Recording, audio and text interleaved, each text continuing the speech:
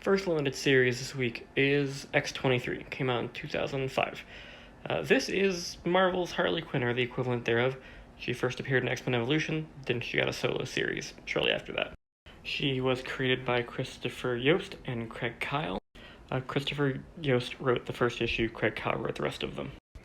The art is fantastic, but here is a problem. All of the really, really fantastic art is graphic. I cannot show it here because I don't want my video to get banned because of guidelines.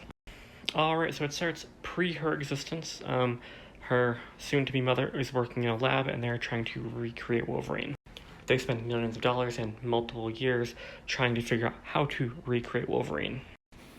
She eventually tells them that the Y chromosome is damaged, so they basically are never going to succeed unless they make a female.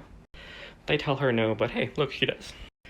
They then put her through rigorous training with martial arts masters, psychological training with her mother, and eventually basically just end up torturing her until her healing factor activates. As soon as that happens, they remove her claws and lace them with adamantium. Then they start sending her on missions. They identify the target with a chemical. As soon as she smells that chemical, she goes black and just does her job. She unalives probably close to 100 people in this comic. One of her creators even tries to abandon her and lets her get shot up by AIM, but she comes back because her healing factor is better than Wolverine's because her body doesn't have to compensate for a skeleton full of adamantium.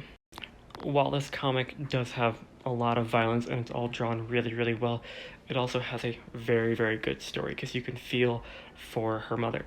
You can't really feel for X-23 that much, like you can empathize a little bit, but she basically has no lines in the whole entire comic. Then this all culminates in a breakout and a lot of more unaliving people, including her mother, unfortunately. The chemical gets on her mother, she goes black, does the thing that she does when she smells that chemical, and finishes it. And that's where this ends. Without having the art, there's not a whole lot to discuss, but it is fantastic. I would highly recommend reading this, especially if you're interested in X-23 at all. You don't need to read anything else to understand what's going on in this one. They explain everything pretty much perfectly. They even explain the origins of all of the important characters. And yeah, this is just truly, truly amazing. Highly recommend.